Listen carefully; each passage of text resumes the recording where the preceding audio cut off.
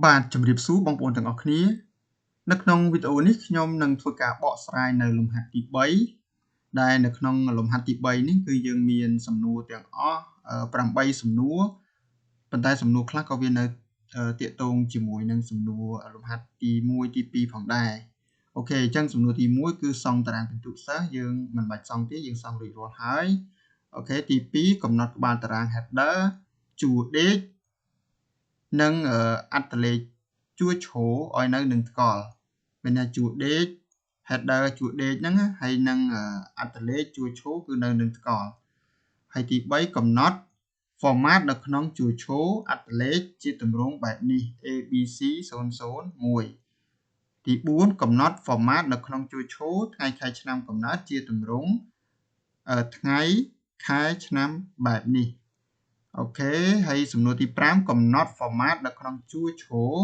គណិតខ្មែរអង់គ្លេសកុំព្យូទ័រជាទម្រង់បែបនេះមានន័យថាជាពិន្ទុហើយយើងដាក់អក្សរពិន្ទុខាងចុងទី6គឺកំបូកសរុបពិន្ទុសិស្សម្នាក់ៗ7រកមធ្យមភាពពិន្ទុសិស្សម្នាក់ៗ8កំណត់សន្លឹកកិច្ចការដោយអនុញ្ញាតឲ្យកែបានតែពិន្ទុសិស្សប៉ុណ្ណោះអូខេអញ្ចឹងយើងចាប់ផ្ដើមសំណួរទី2គឺខាងកំណត់តារាង header ជួរដេកនិងអត្តលេខជួរឈរឲ្យនៅនឹងថ្កល់អញ្ចឹងបានន័យថាយើងចង់ឲ្យនេះជួរដេក header នេះគឺនៅនឹងថ្កល់ជាមួយនឹងជួរឈរអត្តលេខនេះនៅនឹងថ្កល់ដែរព្រោះជាក់ស្ដែងវាអត់នៅនឹងថ្កល់ទេហើយនៅពេលដែលយើង scroll មកខាងស្ដាំនេះក៏វាអត់នៅនឹងដែរអញ្ចឹងយើងចង់ឲ្យវានៅនឹងគឺយើងចុចកន្លែងនេះអញ្ចឹងនៅ cell នេះព្រោះ cell នេះជាចំណុចកណ្ដាលមានន័យថា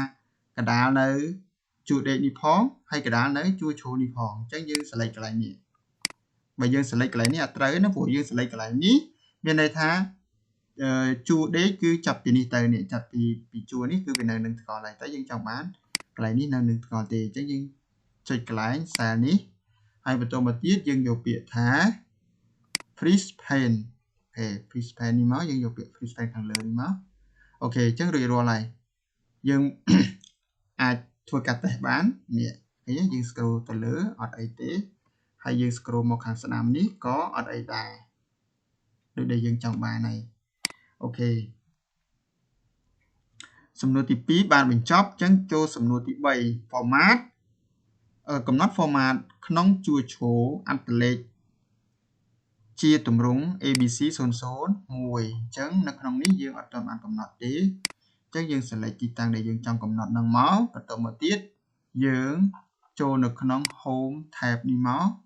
បន្តមកទៀតយើងយកពាក្យថា number ហើយយក custom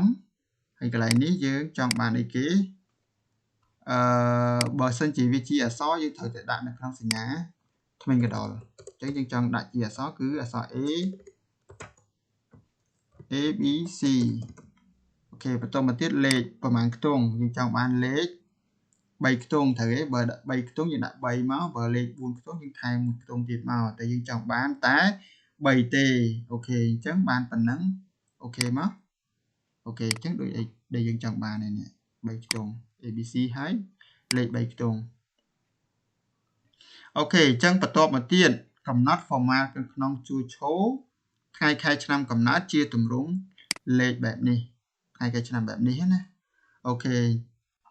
ឡូវយើងចាប់ផ្ដើមនេះនៅក្នុងថ្ងៃខែឆ្នាំកំណើតរបស់យើង select ទាំងអស់ហ្នឹងមកបន្ទាប់មកយើងយកលេខ number នេះមកយកពាក្យថា custom ហើយយើងចង់បានជាប្រភេទលេខ2ខ្ទង់អញ្ចឹងយើងដាក់ D 2ដងមកហើយកន្លែងនេះយើងចង់បានវាជាលេខដែរគឺលេខ2ខ្ទង់ក៏យើងដាក់ M 2ដងកន្លែងនេះឆ្នាំយើងចង់បានជាឆ្នាំ4ខ្ទង់យើងដាក់4ដងមកអូខេអញ្ចឹងយើងចង់បានកន្លែងនេះជាសញ្ញាដកអញ្ចឹងយើងដាក់ដកអញ្ចឹងមកត្រឹមត្រូវហើយអត់អីទេអញ្ចឹងអូខេមកអូខេអញ្ចឹងដូចដែលយើងចង់បានហើយតម្រងអូខេអញ្ចឹងទៅសំណួរបន្ទាប់កំណត់ format នៅក្នុងជួរឈរគណិតវិទ្យាអង់គ្លេសកុំព្យូទ័រជាទម្រង់ពិន្ទុហើយមានអក្សរថាពិន្ទុជាភាសាខ្មែរបែបនេះ អូខេអញ្ចឹងនៅក្នុងនេះយើងអត់បានកំណត់ទេអញ្ចឹងយើងអាច select មកកន្លែងដែលយើងចង់កំណត់ហើយបន្តមកទៀតយើងយកពាក្យកន្លែងនេះដដែលហើយយក custom ទៀតមកហើយជាប្រភេទលេខអញ្ចឹងយើងលេខយើងអត់មានក្បៀសទេបើមានក្បៀសយើងយកលេខនេះបើយើងអត់ក្បៀសយើងយកលេខនេះធម្មតាមកហើយបន្តមកខាងនេះយើងចង់បានអីគេ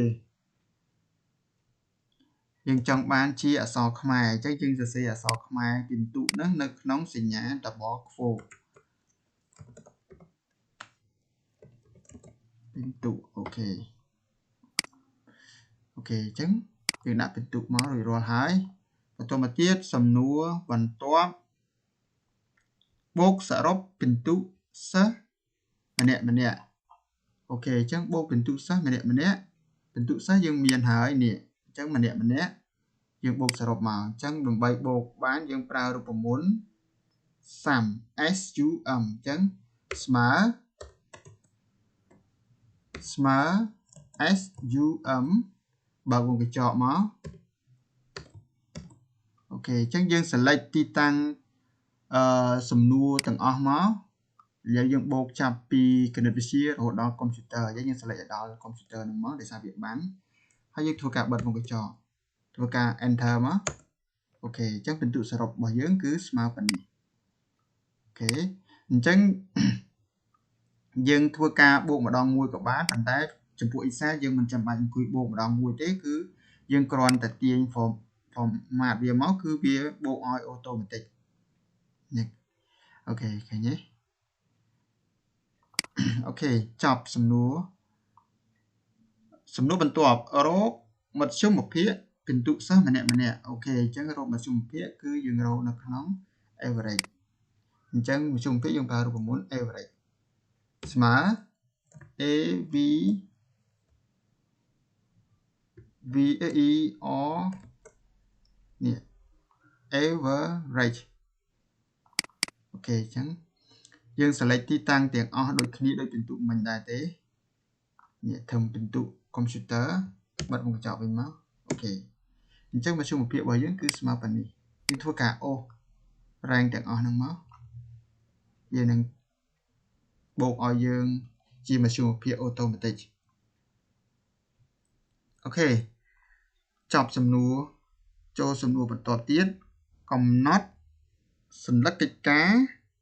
ដោយអនុញ្ញាតឲ្យកែបានតែពិន្ទុអញ្ចឹងយើងចង់ឲ្យគេកែបានតែពិន្ទុកន្លែងនេះទេហើយកន្លែងផ្សេងគឺយើងអត់ចង់ឲ្យគាត់កែទេ